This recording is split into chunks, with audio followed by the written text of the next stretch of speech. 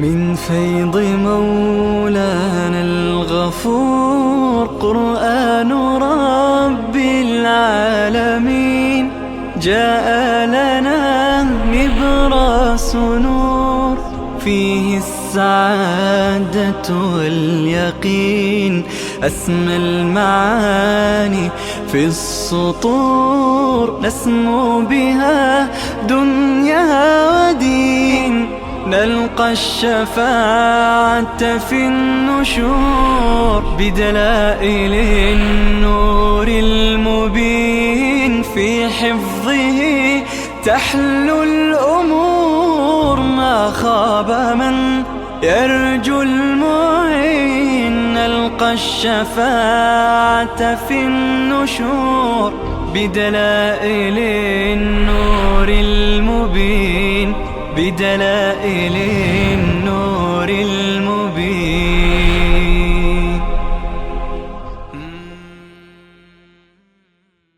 وبشر الذين. ببینید تخویف آمد، تنها تخویف در قرآن مجید نداریم. عرض کردم هر جایی که تخویف باشد در کنارش تبشیرم هست. امام رازی می فرماید و من عادت الله، عادت پاک الهی هست که انه اذا ذکر آیه فی الوعید ان یعقبها بآیه فی الوعد. اگر آیه در وعید باشد پشت سر تعقیب میکند اون را با آیه در چی؟ در وعد، در بشارت. اگر جهنم هست اونجا در کنارش چی هست؟ ذکر بهشت هست. و من عادت الله تعالی انه اذا ذکر آیه فی الوعید ان یعقبها بآیه فی الوعد. تفسیر کبیر. لذا الله می فرماید وبشر الذین آمنوا وعملوا الصالحات. مجد بده، بشارت بده کسانی را که ایمان آوردند و عمل صالح انجام دادند. آمنو یعنی اعتقادشان خوب، عمل الصالحات یعنی عملشون خوب. پس آمنو بالش بنویسه اصلاح قوت اعتقادیه، عمل الصالحات اصلاح قوه عملیه. کسانی که اعتقاد هم درست، عمل هم درست، اونها را بشارت بده که ان لهم جنات، به درستی که برایشان باغاتی هست که تجری من تحتها الانهار. اوصاف جنات، وصف اولشان تجری من تحتها الانهار، جاری است من تحتها یعنی من تحت اشجارها و مساکنها.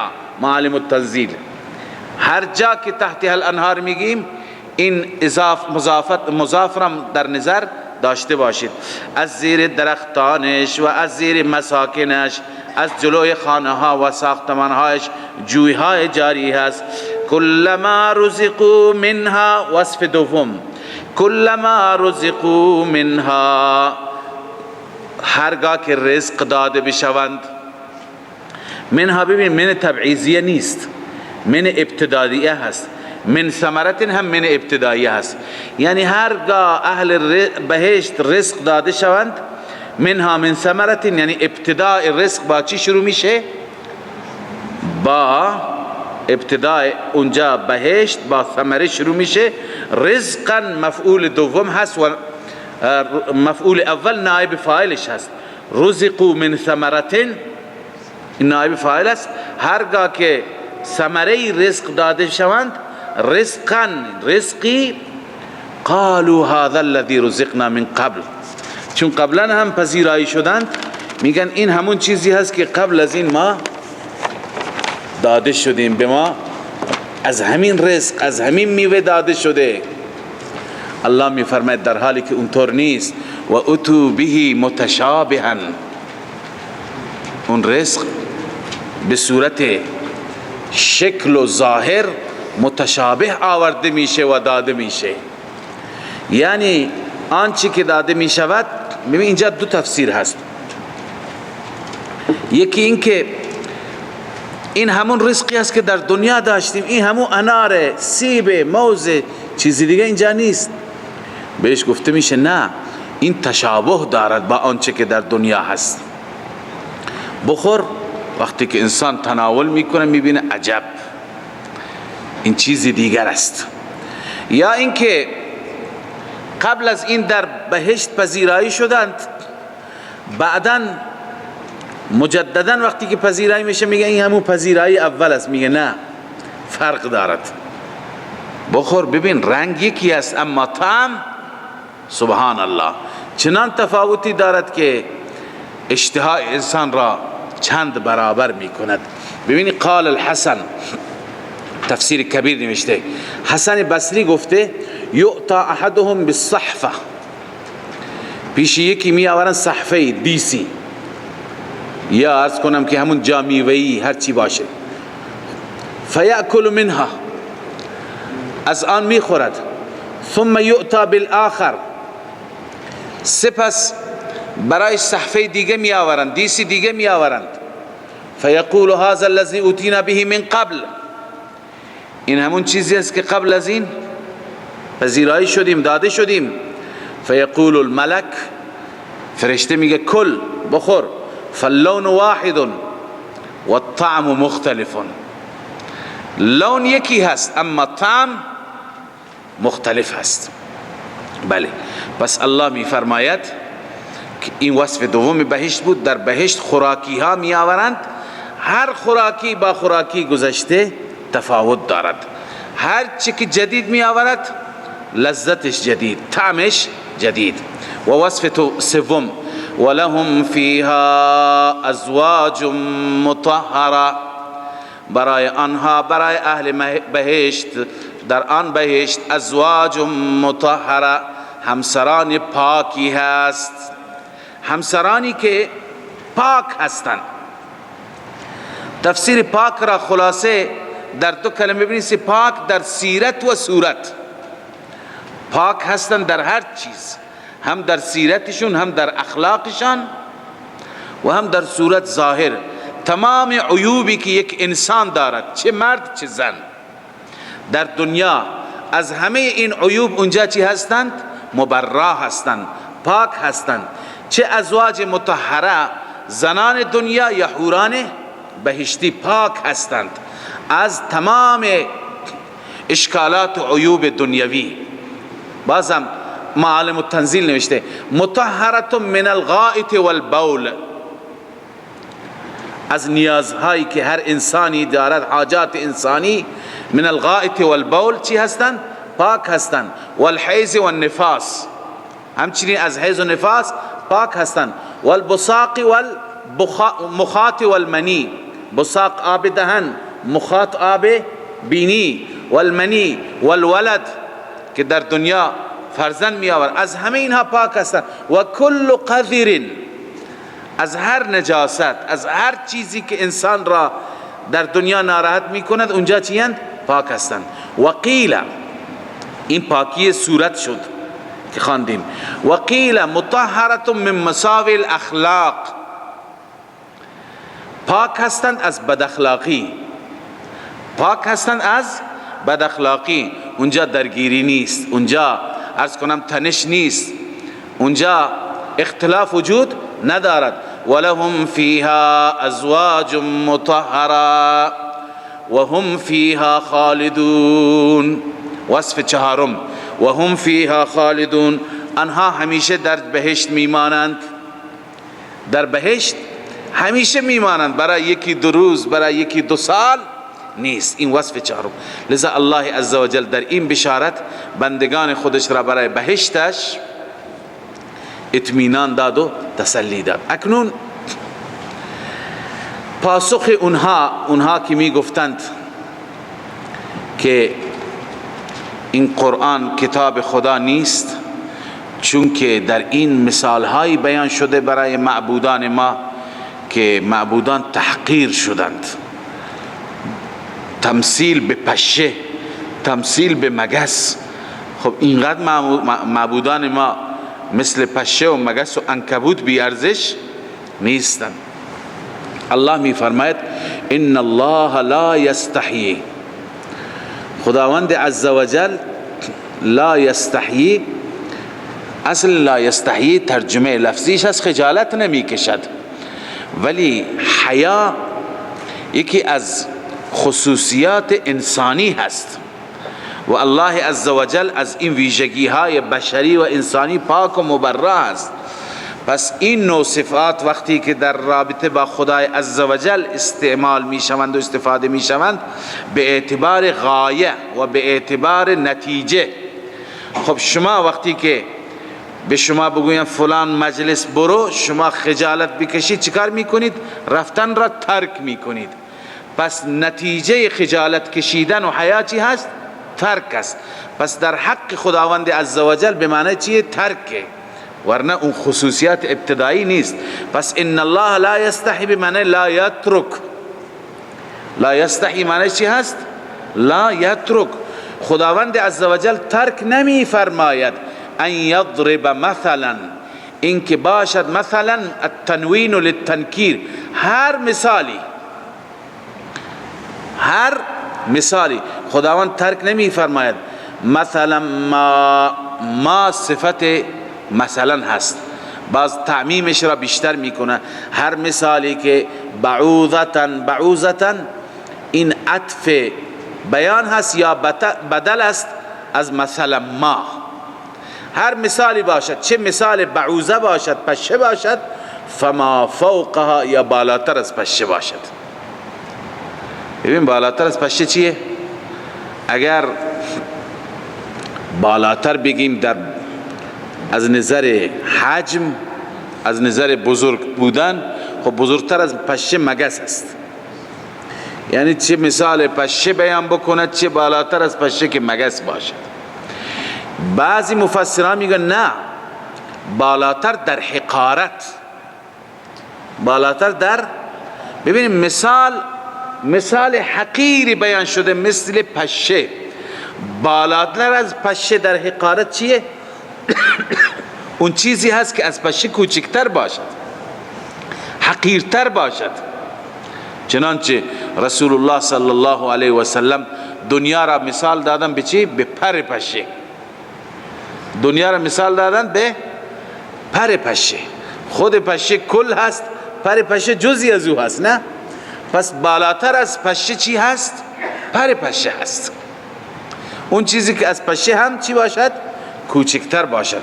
ببینید المراد بالفوقیه از زیادت و علوسی میگه تفسیر روح المانی، المراد بالفوقیه از زیادت فی المعنى الذی، اینکه ما فوقها یعنی زیادت در اون معنایی که وقع تمثیل فی، تمثیل در اون واقع شده. فی المعنى الذی وقع التمثیل فی. خب مثال معبودان را خدا در چی داده؟ در حقارت، نه؟ و هو الصغر والحقاره، آنچه که مثال برای اون واقع شده اون چی هست؟ صغر و حقارت است. فهو تنزل من الحقیر الى الاحقر. پس فما فوقها چی؟ همون است که از حقیر بیاد پایینتر به چی؟ احقر. روح المعانی. لذا الله می فرماید ان الله لا یستحیی، بدرستی که الله ترک نمی فرماید ان یضرب مثلا ما بعوضة، اینکه بیان بفرماید مثلا ما هر مثالی باشد، بعوضة فما فوقها پشه باشد یا بالاتر از پشه در حقارت باشد. خداوند ترک نمی فرماید. فاما الذين آمنوا فيعلمون انه الحق من ربهم، اما کسانی که ایمان آوردن به قرآن، به الله، فیعلمون اونها یقین دارند و میدانند که انه الحق من ربهم، این حق است از جانب رب. یعنی اونها میدانند که یعلمون انه کلام الرحمن و انه من عند الله. ابن کثیر یعلمون انه کلام الرحمن و انه من عند الله، اونها یقین دارن میدانن که کلام الله است، این جانب الله است. و اما الذين كفروا، اما کسانی که کفر کردند، فیقولون ماذا اراد الله بهذا مثلا. و اما الذين كفروا عنادا، کسانی که عنادا کفر کردند، اونها میگوین ماذا اراد الله بهذا مثلا، خدا چه اراده ای دارد با این مثال، با این از نظر مثل منظور خدا چیه، میخواد چیکار بکنه؟ الله میفرماید این جواب حکیمان است، یضل به کثیرا و یهدی به کثیرا، الله گمراه میکند به وسیله مثال بسیاری را و هدایت میفرماید به وسیله مثال بسیاری را. یعنی چی؟ یعنی بسی افراد هستند که گمراه میشند از این مثال و مثل مشرکان، و بسی هستند مثل مؤمنین قبول دارند هدایت.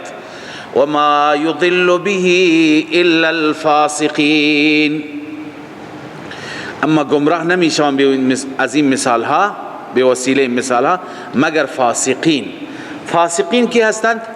ببین فسق به معنی خروج، فسق به معنی خروج، لذا فاسقین یعنی الخارجون عن حدود الله، عن حدود الایمان، روح المانی، الخارجون عن حدود الفاسقین، اونهایی هستند که از حدود ایمان چی هستند؟ خارجون هستند.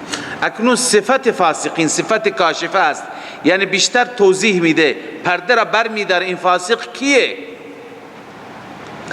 الله می فرماید الذين ينقضون عهد الله، آنهایی هستند که عهد خدا را میشکنند. عهد الله، عهد خدا چیه؟ من التوحید والاحکام، اعتقادات و اعمال. توحید را میشکند، شرک میکند، احکام را میشکند و عمل نمیکند، اینها هستند فاسقین. الذين ينقضون عهد الله من بعد میثاقه، بعد از پیمان، بعد از بستن، بعد از اینکه پیمان بسته الان چیکار میکند؟ عهد خدا را میشکند. علامت دومش و یقطعون ما امر الله به ان یوصل، و قطع میکند هر چیزی را که خدا دستور داده که وصل بشه. ما امر الله به ان یوصل، به مبدل منه، ضمیر هی مبدل منه، ان یوصل بدل، هر چی که خدا امر کرده که ان یوصل آن را که وصل بشه، این چیکار میکند؟ قطعش میکند. مثلا دستور داده که باید شما ارتباطتون با خدا وصل بشه. ارتباط با چی وصل میشه؟ با توحید، با نماز، با عبادت. این فاسق میاد قطعش میکنه، شرک میکند یا نماز نمیخواند، نافرمانی و تمرد میکند. و یفسدون فی الارض، فساد میکنند در زمین فاسقان. اولئک هم الخاسرون، ثمره فسق، اینها فاسق، اینها خاسرون هستند، زیانکاران. بنویسید در دارین، ثمره فسق چی هست؟ خساره در دارین هست، در هر دو جهان اینها زیانکارند و دچار ضرر و زیان شدند. اکنون خداوند عزوجل خطاب می فرماید انسانها را که چگونه شما با وجود این همه نعمت‌های که خدا بر شما دارد، بالخصوص نعمت موت و حیات به دست الله است، خدا شما را داد، شما چگونه کفر میکنید؟ کیف تکفرون بالله و کنتم امواتا، کیف تکفر. ببین کافران مشرکان مکه به خدا که کفر نکرده بودند، به چی کفر کرده بودند؟ به توحید خدا. خدا را قبول داشتن، نه یک تاپرستی را قبول نداشتن. اینجاست که تکفرون بالله، شما بنویسید به توحید الله. چگونه شما کفر میکنید به توحید الهی؟ و کنتم امواتا، در حالی که تصرفات و اختیارات و قدرت خدا را ببینید. و کنتم امواتا، این حال است از فاعل تکفرون. و کنتم امواتا چی هست؟ تکفرون والحال انکم کنتم تکفرون. و کنتم امواتا فاحیاکم، شما مرده بودید، شما را خدا زنده کرد.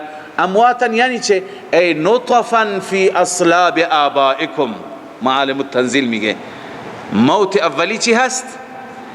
که شما نطفه بودید در اصلاب آبا و کمر پدرانتان. ببین موت اولی این هست، ثم یمیتکم. خب حیات اولی هم اینه که شما را زنده کرد به دنیا آورد، یک موت یک حیات. ثم یمیتکم، سپس شما را دوباره موت میدهد. این موت کدوم موت هست؟ موت در دنیا هست، همین که شما در دنیا 100 سال 60 سال 50 سال زندگی میکنید و میمیرید. ثم یحییکم، سپس شما را زنده میکند دوباره.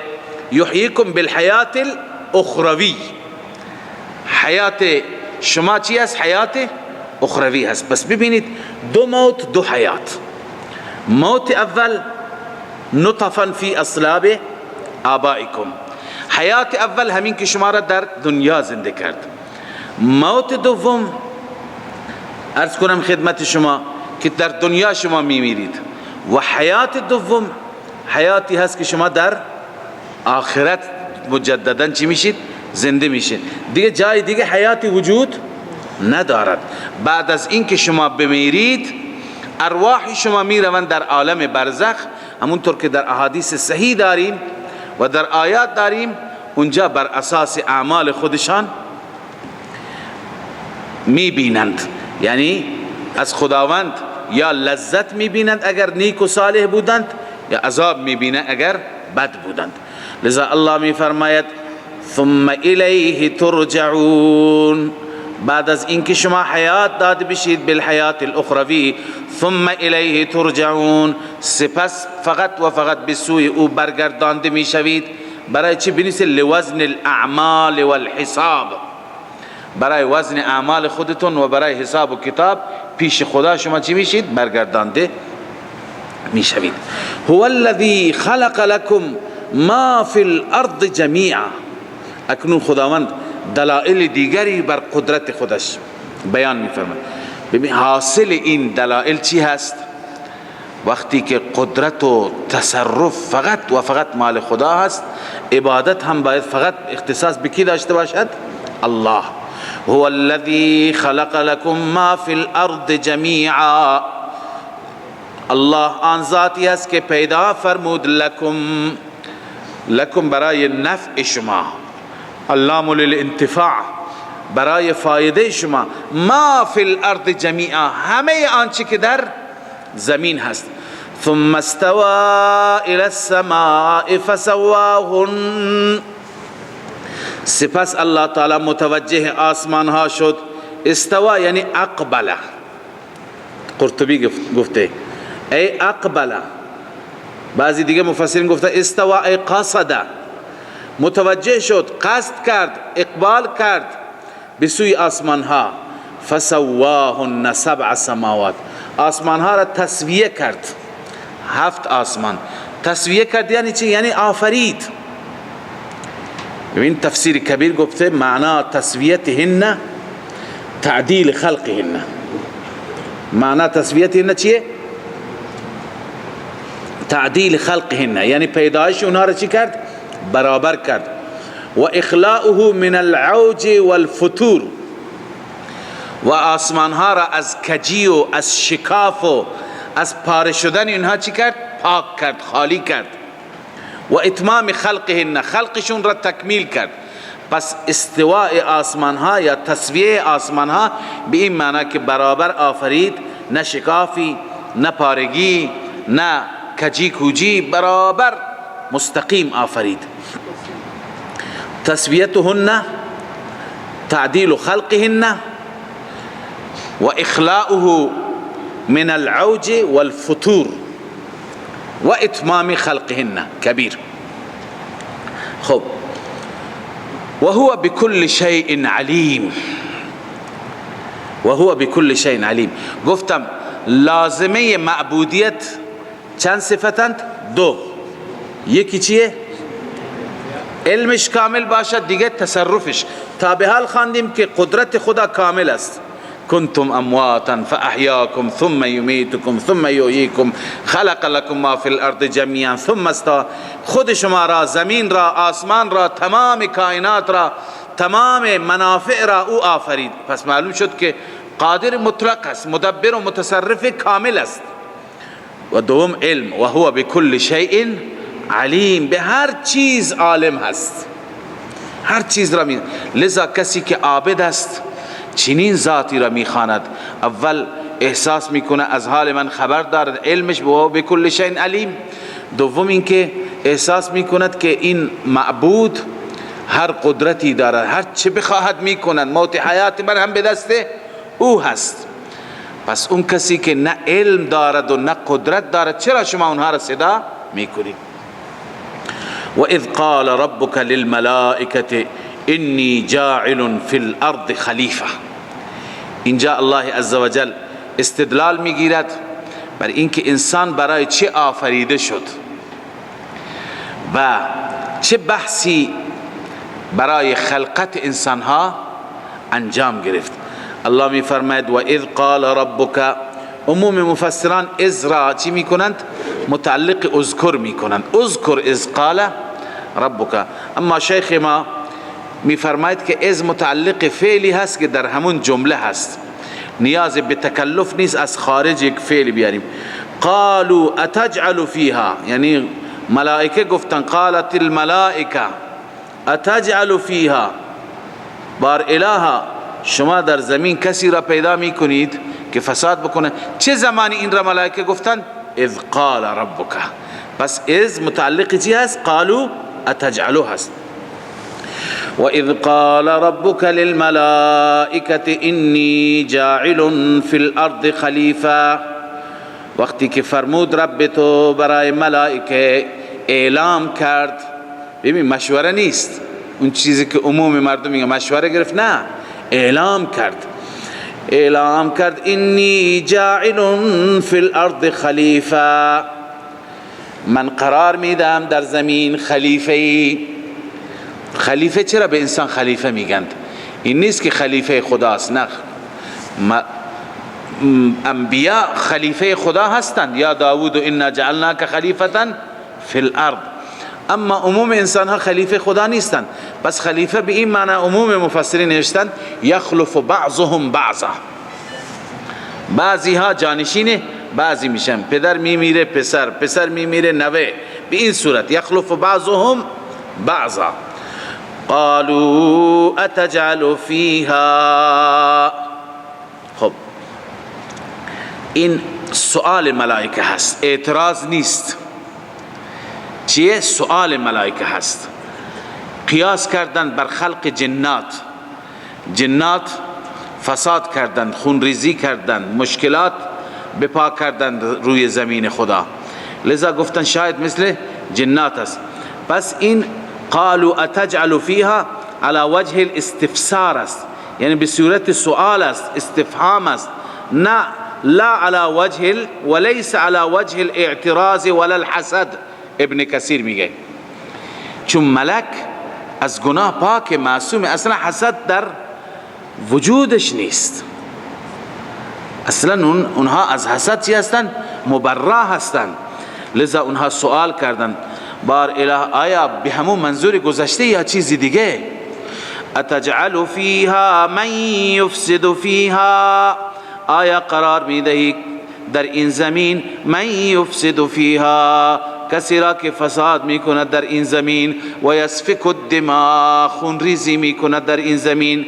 اگر هدف این هست، پس خدایا اگر هدف طاعت و بندگی هست که ما هستیم، و نحن نسبح بحمدک و نقدس لک، ما تسبیح میگویم تو را فی الحال، نسبح بنسی فی الحال و نقدس فی الاستقبال، در حال حاضر تسبیح و تحمید تو را ما میگوییم، و نقدس لک، در آینده هم تقدیس و پاکی تو را هم ما بیان میکنیم.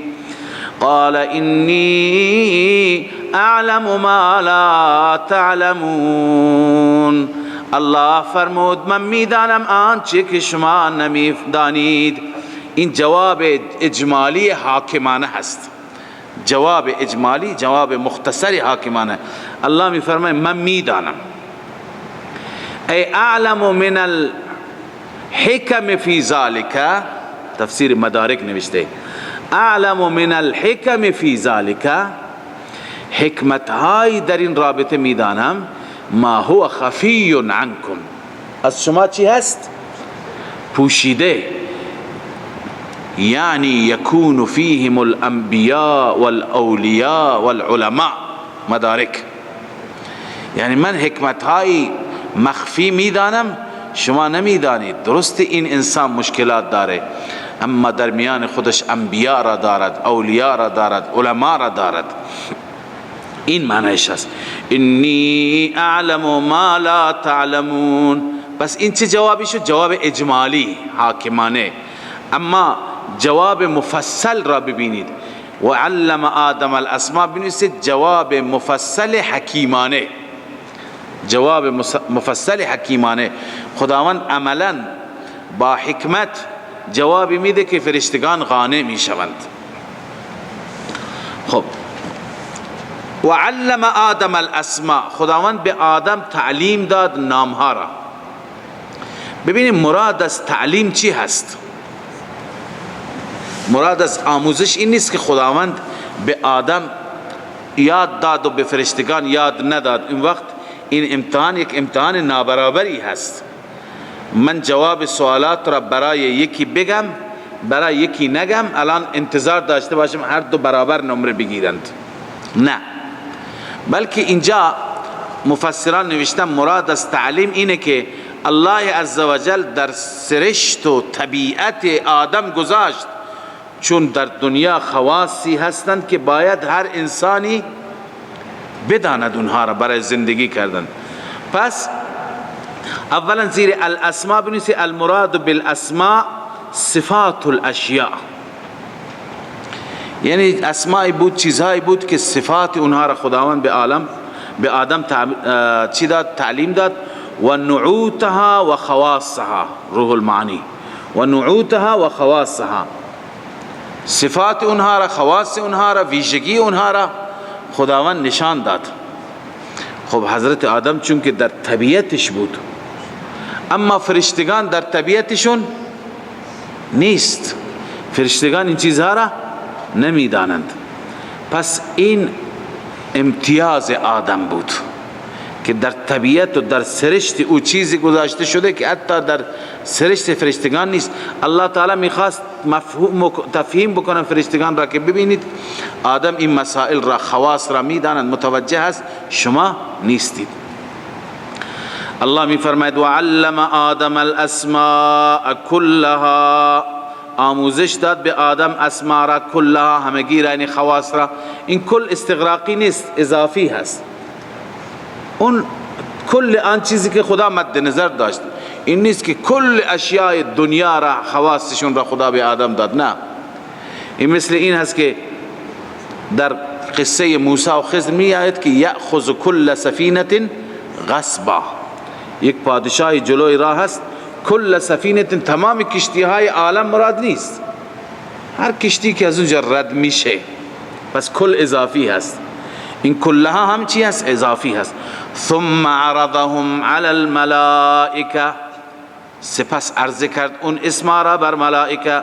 فقال انبئونی باسماء هؤلاء، به من خبر بدهید به نامهای اینها یا به خواص اینها، صفات اینها، این اشیاء چه خواصی دارند. ان کنتم صادقین، اگر شما صادق هستید، راست میگویید در ادعایتون که ما کافی هستیم. قالوا سبحانك لا علم لنا، فرشتگان گفتن بار اله تو پاک هستی، لا علم لنا الا ما علمتنا، ما علمی نداریم مگر آنچه که تو ما را آموختی، هرچی که تو یاد دادی ما میدانیم نه بیشتر. انک انت العلیم الحکیم، بدرستی بار اله تو هستی العلیم. العلیم یعنی داننده هر چیزی، الذی لا یعزب عنه مثقال ذره، همون علیمی که از او غایب نمی شود مثقال ذره، از تو هیچ چیزی غایب نیست، علم هر چیز را داری. الحکیم، حکیم هستی. الذی فعله لا یخلو عن الحکمه، همون حکیمی هستی که فعلش از حکمت خالی نیست. پس ما نمیدانیم، بار اله تو میدانی. قال یا آدم انبئهم باسمائهم، رب العالمین فرمود ای آدم خبر بده اینها را به نامهایشان، به خواصشان، به ویژگیهایشان. فلما انبأهم باسمائهم، زمانی که خبر داد آدم خواص آن چیزها را، صفات اون چیزها را بیان کرد، قال الم اقل لكم، قال ای الله فرمود الم اقل لكم، آیا نگفته بودم فرشتگان برای شما انی اعلم غیب السماوات والارض، به درستی که من الله میدانم غیب آسمان ها و زمین را، یعنی غیب تمام آفاق را من میدانم و همچنین غیب درون شما را هم میدانم، هم از آفاق خبر دارم، هم از انفس شما خبر دارم. و اعلم ما تبدون و ما کنتم تکتمون، من میدانم آنچه که شما ظاهر میکنید و ما کنتم تکتمون، آنچه که شما مخفی میکنید. هر چی که شما ظاهر میکنید، هر چی که در دلتون هست، همه را من میدانم. لذا فرشتگان تسلیم شدند، به فضل آدم پی بردند. وقتی که فضیلت آدم ثابت شد بر فرشته، اکنون نوبت این هست که این افضل مخلوق باید چی بشه؟ تعظیم بشه، احترام بشه. لذا الله عزوجل دستور تعظیم دادند، دستور سجده دادند. و اذ قلنا للملائکه اسجدوا لآدم، ما به ملائکه گفتیم سجده کنید آدم را. این سجده چه سجده بود؟ سجده تعظیمی، یعنی احترام بگذارید برای بزرگتون. سجده تحیه، نه سجده عبادت. بله، اگر سجده عبادت بود پس سجده برای خدا، اما قبله آدم، اون وقت میشه اسجدوا الی آدم، یعنی خدا را سجده بکنید رو به طرف آدم، به آدم هم احترام بگذارید. الله آلوسی گفته وقیل المعنى اللغوی، گفتم مراد از سجده معنای لغوی هست، یعنی چه؟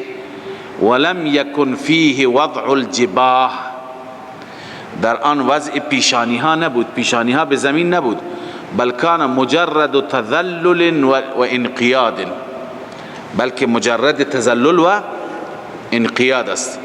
بلا تشبیه یه مثالی عرض کنم. گاهی فرماندهی برای لشکر، یک کسی که در رأس لشکر هست، فرمانده لشکر هست، اون سرهنگ بالاتر یا مقام بالاتر تعیین میکنه، معرفیش میکنه این فرمانده شماست، این در رأس شماست، احترام بگذارید. همه تعظیم میکنند و احترام میگذارند. کسی پادشاه تعیین میشه، همه میرند او را احترام میگذارند، گرچه این نوع احترام گذاشتن در دین اسلام نیست. خواندیم در مسئله اله، رسول الله صلی الله علیه وسلم را گفتن یا رسول الله، ملوک این حدیث هم اونجا خواندیم که متواتر است، بیش از 20 صحابی این حدیث چی شده؟ روایت شده. گفتن یا رسول الله، رفتیم به ملوک، به بلاد فارس و اون طرف ها، دیدیم ملوکشان را مردم سجده میکنن، ما هم تصمیم گرفتیم از این به بعد برای تعظیم و احترام شما را سجده بکنیم. رسول الله صلی الله علیه وسلم ناراحت شدند و فرمودند سجده برای غیر خدا، در حالی که هدف صحابه سجده چی بود؟ احترام بود، تعظیم بود. پس در این دین سجده تحیه و انحنا و تعظیم هم چی هست؟ منسوخ است. لذا الله می فرماید و اذ قلنا للملائکه اسجدوا لآدم، وقتی که ما به ملائکه گفتیم سجده کنید آدم را، فسجدوا الا ابلیس، سجده کردن مگر ابلیس، بغیر از ابلیس بقیه سجده کردن. ابا واستكبر وكان من الكافرین، انکار کرد، تکبر کرد، و کان من الکافرین، از کافران شد. از کافران شد در صورتی است که کانه به معنی صار باشد. کانه به معنی چی باشد؟ صار من الکافرین، از کافران گشت. اما اگر کانه به معنی خودش باشد، کان من الکافرین فی علم الله، در علم خدا از قبل از کافرین بود. یعنی خدا میدونست که این آخر کافر میشه، چون که خداوند عزوجل علم ما کان و ما یکون را دارد. الله می فرماید و قلنا یا آدم اسکن انت و زوجک الجنه، ما گفتیم ای آدم سکونت کن تو و همسرت در بهشت، و زوجک الجنه، تو و همسرت حوا در بهشت زندگی بکنید. و کلا منها رغدا حیث شئتما، و بخورید منها از آن بهشت رغدا با فراخی، حیث شئتما هر جا که میخواهید، اما یک چیز رعایت بکنید، ولا تقربا هذه الشجرة فتكونا من الظالمین، شما نزدیک نشوید نزدیک این درخت مخصوص و متعینی، فتكون من الظالمین، شما از ظالمین خواهید شد. بر خود ظلم کردید، ظلم بر خود، چون این درخت چنان خاصیتی دارد که بودن و ماندن در بهشت را از شما چی می کند؟ سلب می کند.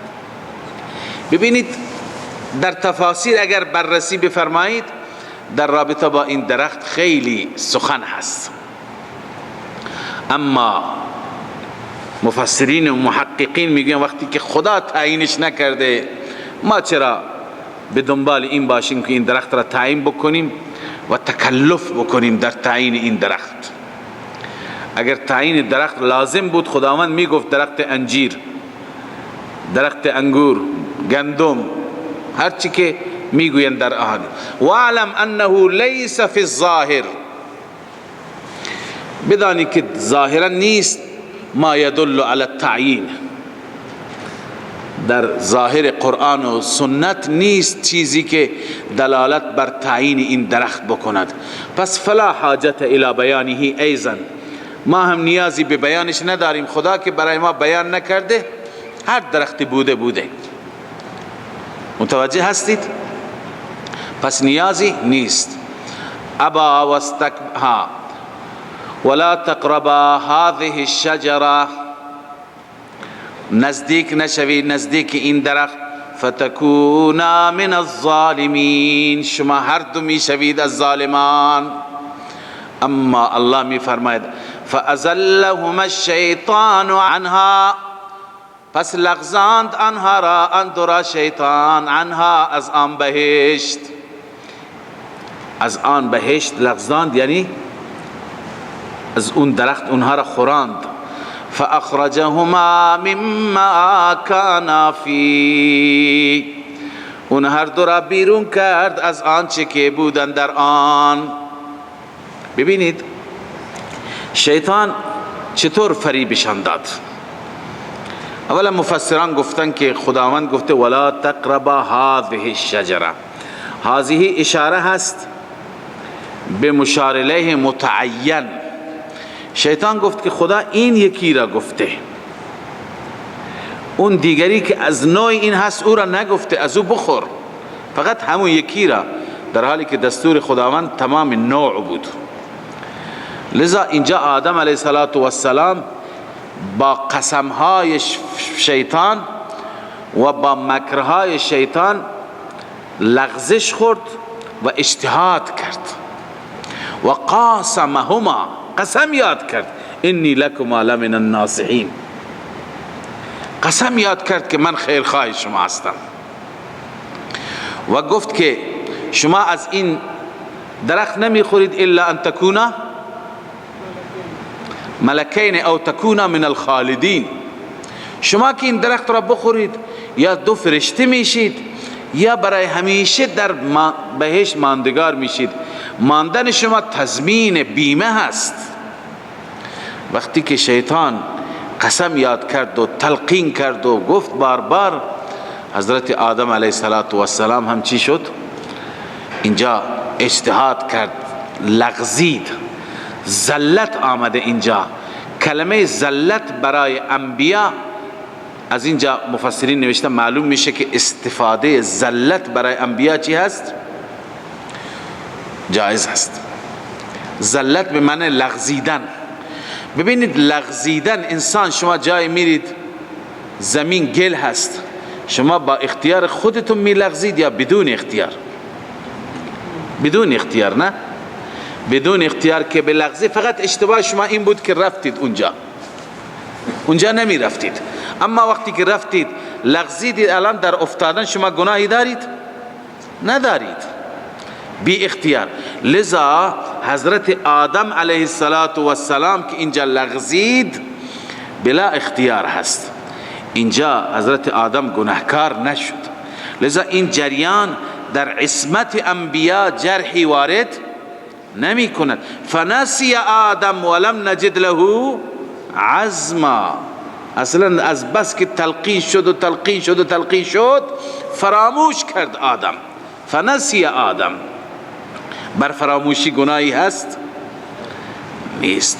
و عصى آدم ربه فغوا، به اعتبار ظاهر است که آدم نافرمانی کرد، نمیدونست نافرمانیه. اگر میدونست هیچ وقت پیغمبر خدا صراحتا نافرمانی نمی کند و راه را گم نمی کند. پس اینجا هم به همون معنی هست که بلا اختیار بود. پس کسی که بدون اختیار گناهی بکند اون گناه حساب نمیشه. پس اینا را میگن زلات الانبیا. اینها معصیت نیستند، اینها گناه نیستند، اثم نیستند. چنانچه علامه النصفی می فرماید و هذا دلیل على انه يجوز اطلاق اسم الزلة على الانبیاء علیهم السلام. این دلیل است بر این که اسم زلت و لغزش بر انبیاء علیهم السلام ببریم، درسته. کما قال مشایخ بخارا، مشایخ بخارا گفتن زلات الانبیاء فانه اسم لفعل. زلت یعنی چه؟ زلت را تعریف میکنند. زلت نام فعلی هست، نام عملی هست که یقع علی خلاف الامر من غیر قصد. از انسان واقع میشه خلاف امر بدون قصد. انسان قصدی اونجا ندارد. کزلت الماشی فی الطین، مثل کسی که راه می رود در گل می لغزد. آیا این لغزیدن گناهی دارد برش؟ اینجا اون مجرم هست؟ نه خیر، بلا اختیار بود. پس از این باب هست. لذا الله عز وجل می فرماید فازلهما الشیطان. این بحث را نکردم که بعضی مفسران اینجا نوشتن خب شیطان را که خداوند بیرون کرد، شیطان چطور آمد؟ اینجا یک سری روایت هایی هستند شبیه روایت های اسرائیلی که مورد اعتماد نیستند. شیطان چگونه آمد؟ بعضی میگویند که شیطان به شکل مار آمد در بهشت. بهشت جای مار و عقربه. بعضی میگن در دهن مار آمد. بعضی میگن شیطان آمد به در بهشت قرار گرفت، آدم را صدا کرد بیاید دم در کارتون دارم. خودش اجازه ورود نداشت.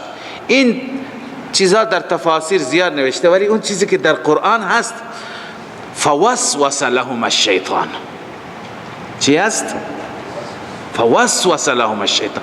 بعضی این را هم گفتن وقتی که شیطان را خدا بیرون کرد، در حالی که میرفت خداحافظی میکرد، همین وقت به آدم گفت ببین این درخت حتما بخوری، بنفعت است. ولی قرآن چی گفته؟ فوسوس لهم الشیطان. خداوند برای امتحان و آزمایش این قدرت را به شیطان داده که از دور هم میتونه چه بکنه؟ وسوسه بکنه، القا بکنه.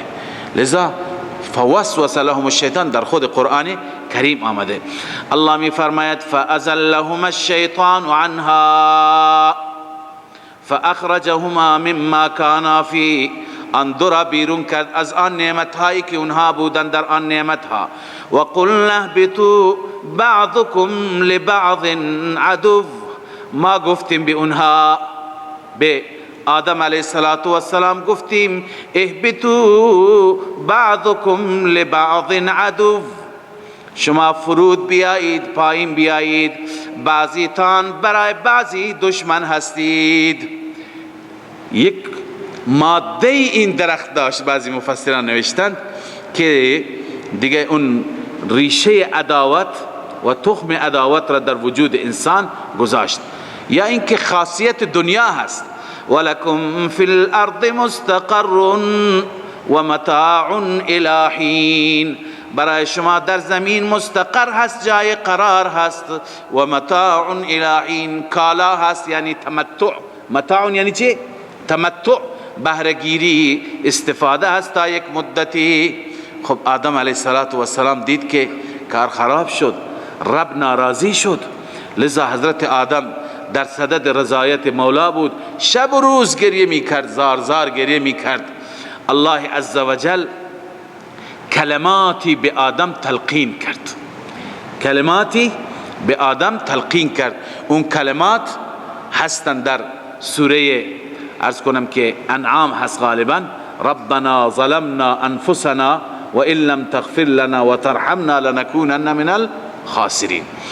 الله می فرماید فتلقى آدم من ربه کلمات، دریافت کرد آدم علیه السلام از جانب ربش کلماتی، فتاب علیه، رجوع کرد الله با اون کلمات بر آدم. اون کلمات چنان کلماتی بودند که رحمت رب را به جوش آوردند. انه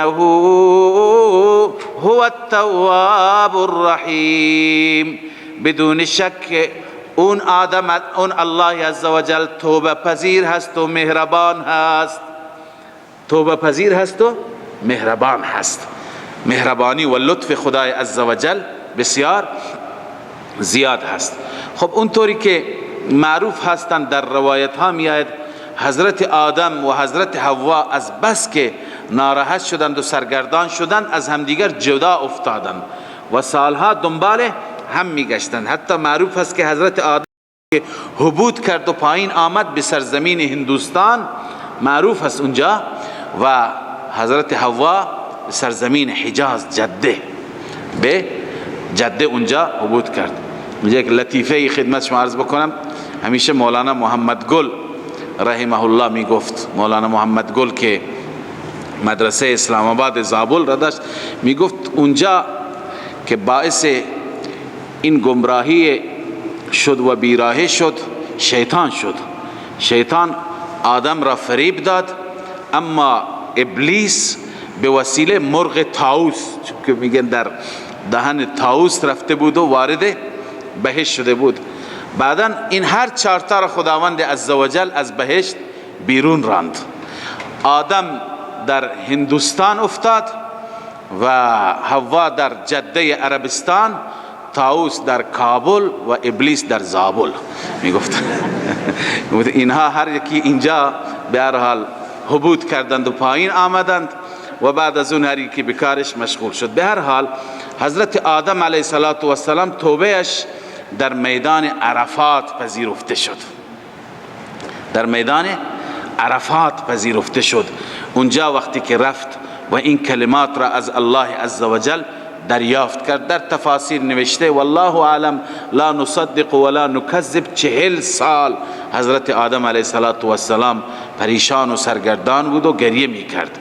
الله می فرماید فتلقى آدم من ربه کلمات، آدم علیه السلام دریافت کرد از پروردگارش کلماتی، فتاب علیه، رجوع کرد خدا بر او، انه هو التواب الرحیم، به درستی که الله تواب هست، توبه پذیر هست یا رجوع کننده هست بر بندگانش، الرحیم مهربان است.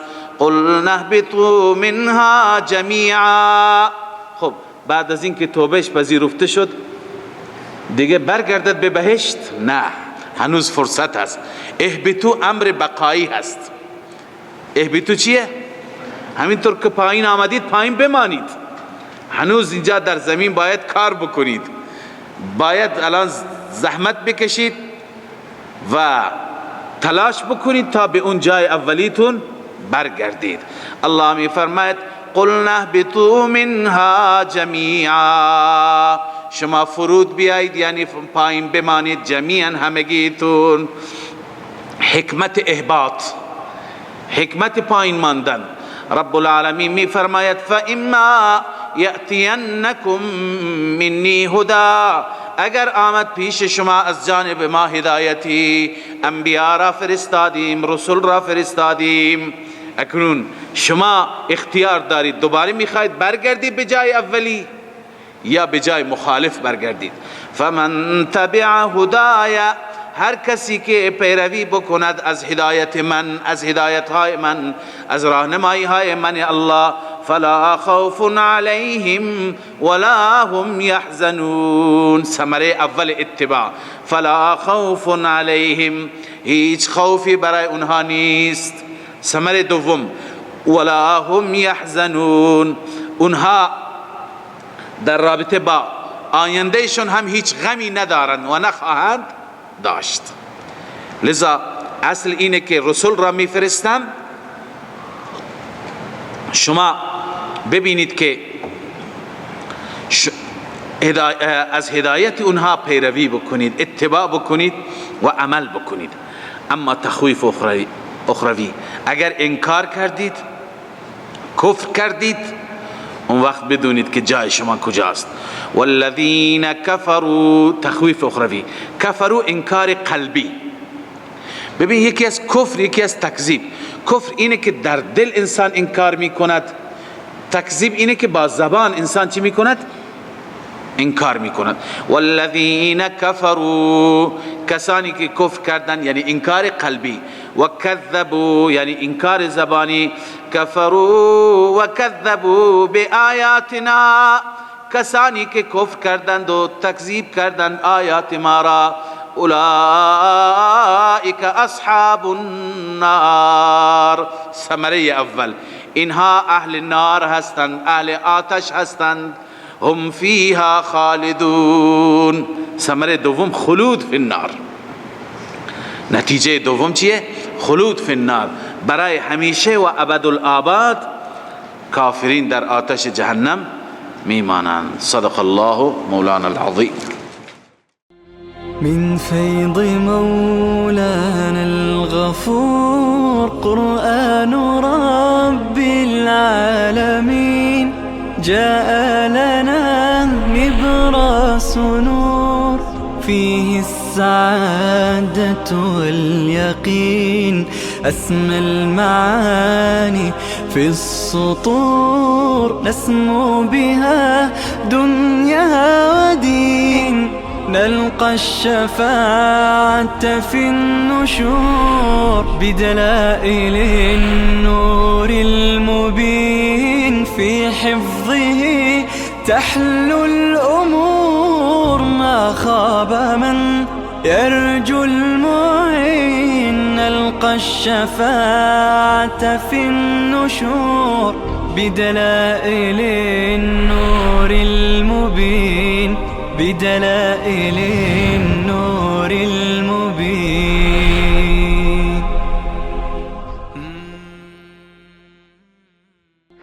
من فيض مولانا الغفور قرآن رب العالمين، جاء لنا نبراس نور فيه السعادة واليقين.